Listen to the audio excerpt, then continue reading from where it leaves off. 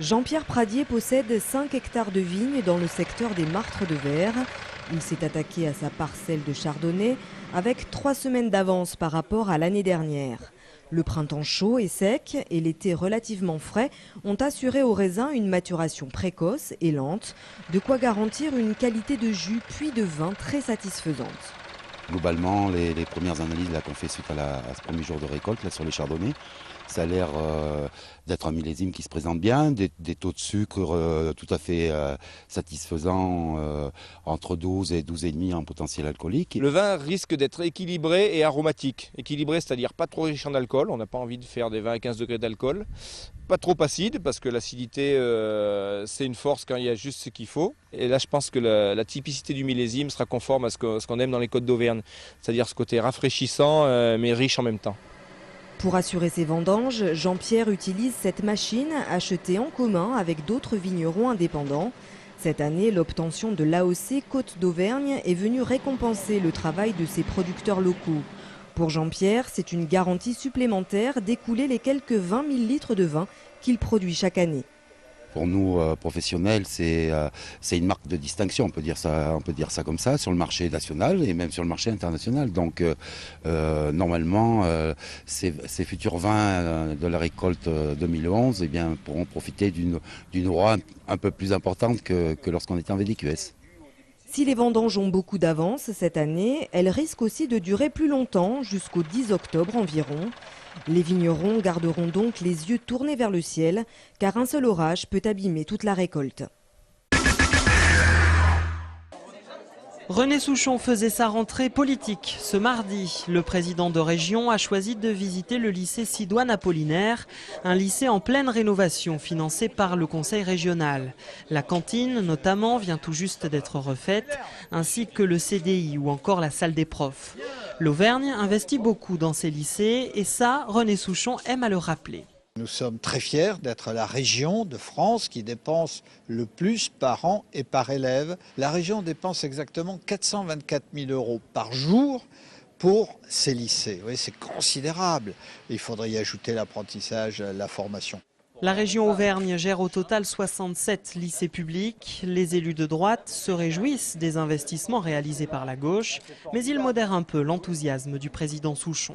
On a toujours fait beaucoup pour la jeunesse et je crois qu'on ne peut pas taxer le président Giscard d'Estaing de n'avoir rien fait. Quand on voit les réalisations, les lycées qu'il a fait construire, je crois que c'était un domaine où il a mis beaucoup pour la jeunesse, donc c'est pas quelque chose de nouveau. Autre annonce faite par René Souchon aujourd'hui, un site internet entièrement dédié à la jeunesse va être mis en ligne dès la semaine prochaine, espaceinfojeune.net.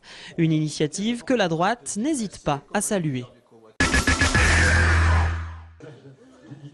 Comme ce concurrent venu de Bretagne, ils étaient près de 400 à participer samedi à l'édition 2011 du Trophée des Muletiers. 400 courageux bien décidés à atteindre le sommet du Puy-de-Dôme à la seule force du mollet. Coureurs confirmés ou simples amateurs, ils se sont lancés un véritable défi car le Trophée des Muletiers est loin d'être une partie de plaisir. C'est 365 mètres de dénivelé, donc déjà sur une course qui fait 2 km 290, donc le dénivelé est assez important. On a des pourcentages quand même assez forts sur certaines pentes qui sont de 16, 14, 16%. Donc voilà, la difficulté, elle est surtout là. Et si les meilleurs sont capables de parcourir les 2 km 300 qui séparent le col du Cessa du sommet du Puy-de-Dôme en moins de 12 minutes, les autres montent à leur rythme car pour la plupart des concurrents, l'objectif principal, c'est de franchir la ligne d'arrivée. Ça faisait quelques années que j'étais pas venu. Je venais à l'époque où j'étais un peu plus jeune, donc c'était un petit peu plus facile. On m'a entendu aujourd'hui, j'ai pas battu mon record personnel. Mais bon, je passe sous les 20 minutes, donc je suis assez satisfait de moi. C'est ma première année en vétéran 2, donc ça va. Par contre, il fait très très chaud. Ici, on a un peu d'air, mais dans la montée, c'est terrible. La chaleur est assaillante. Une chaleur qui a ralenti beaucoup de concurrents, mais qui n'a pas empêché Timothée Bonnier, le vainqueur de l'épreuve 2011, de parcourir la distance en 11 minutes et 43 secondes.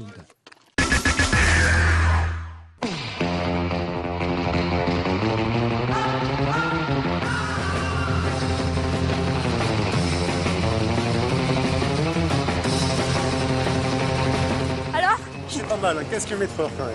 Ah, c'est pas mal. Donc aujourd'hui, c'est une émission sportive. C'est un événement sur la foire cette année, l'opération Carte Jeune 2011. La Fédération française de sport automobile recherche le pilote de demain. Quelques as du volant ont d'ailleurs été découverts de cette façon, Sébastien Ogier, Sébastien Loeb. En revanche, Karim devra choisir une autre carrière. Les autotamponneuses sembleraient a priori plus à sa portée. Tu as 5 tours pour te chronométrer. Sur les 5, on prend le meilleur. Donc tu as déjà un tour de mise en place, ça te fait presque 6 tours. Tu as largement le temps de reconnaître la piste, de ne pas rouler comme un fou. J'arrivais pas à contrôler le frein et j'arrêtais pas de foncer dans les murs. Je suis plus habituée à une voiture qu'à un kart. Donc les pédales, et je mémorise pas beaucoup l'emplacement des pédales. Cette opération est destinée aux jeunes de 11 à 20 ans qui n'ont pas trop pratiqué ce sport. Elle est totalement gratuite après inscription sur internet www.cartjeune.com ou ici même sur la foire. Les plus jeunes pourront remporter une saison complète en karting car le but est aussi de promouvoir ce sport sur voiture électrique. Pour les plus âgés, les 15-20 ans, le prix devient plus sérieux. Le lauréat 15-20 ans, lui, gagne le super cadeau, c'est-à-dire une saison complète en monoplace.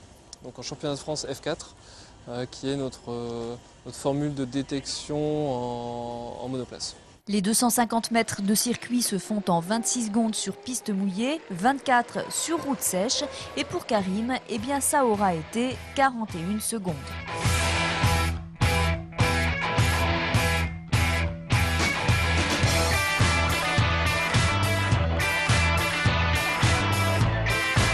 Pour le karting, j'étais un petit peu trop vieille, donc j'ai choisi les petites voitures et ensuite on va faire du freestyle.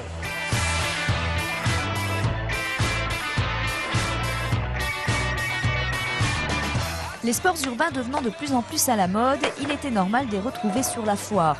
Des modules de BMX et skateboard ont donc été installés et toute la semaine, des démonstrations sont proposées grâce à l'association Ride & Glisse et au BMX Club de Cournon. Si vous êtes un peu téméraire, vous pourrez venir essayer et sinon, vous pourrez venir admirer ces pros du freestyle. Ce week-end, des compétitions sont même programmées. Moi, j'ai pas essayé le skateboard, il y a 4 roues, c'est trop facile, je vais en prendre 2 moi. Et nous allons aller faire maintenant un peu de rugby. C'est parti.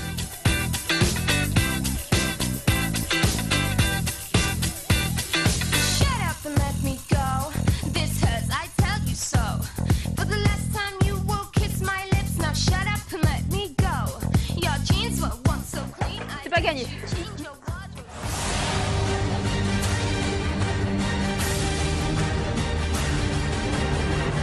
Après le foot l'année dernière, cette année, c'est le rugby qui est à l'honneur à l'entrée de la foire.